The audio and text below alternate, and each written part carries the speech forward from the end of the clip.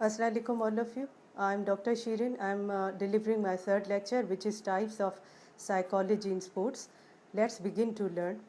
There are three focused areas in the context of sports and exercise setting. So I'm going to discuss all the areas one by one. The first one is health and exercise psychology, which is an area in which psychological applications are applied in order to develop and maintain the health enhancing behavior, which encompasses of exercise, play, physical activity, remediation, injury rehabilitation, and stress management. It is witnessed that an athlete who gets into competitions is always exposed to injuries, is always under threat of injuries.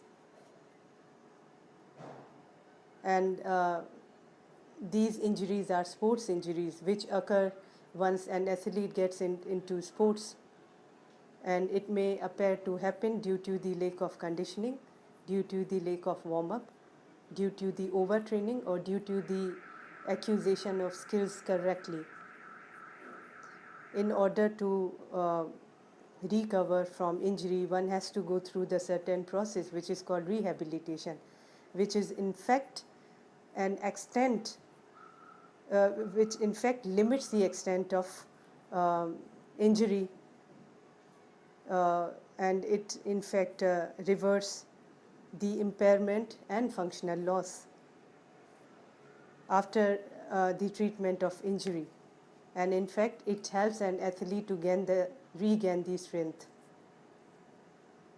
In order to protect yourself from injury, an athlete has to adopt a certain process which is called remediation, which is restoring and learning of techniques for improved functioning in order to prevent from the development of injuries. These injuries may be shin split injuries, rotator cuff injuries, tendinitis, or plantar injuries.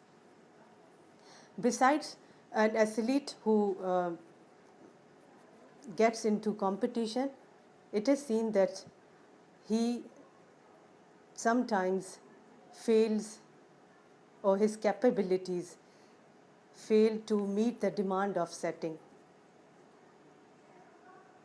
and he fails to meet the expectation of his team, of coach, of his family, friends, and spectators. And in result, his self-esteem declines, which consequently declines his performance. So in order to get unstressed, in such setting, one has to learn managing stress. And stress management, in fact, is a technique or therapy which aims to control the level of stress. Besides, there is another type which is performance psychology, which is related to the performance enhancement effect of sports and exercise psychology, intervention on participants, such as imagery technique or self-talk. It is seen that track athlete does practice self-imagery or self-talk in order to boost his confidence, in order to encourage himself, seeing him running on the track prior to the competition. Besides, the other area is social psychology, in which social psychology principles are applied on individual and team games in order to examining the factor related to the participation, such as team cohesion or leadership skill. In team cohesion, all members of team share common goal, share common behavior, share common dream, share common interest, and that is the achievement of success in the specific setting.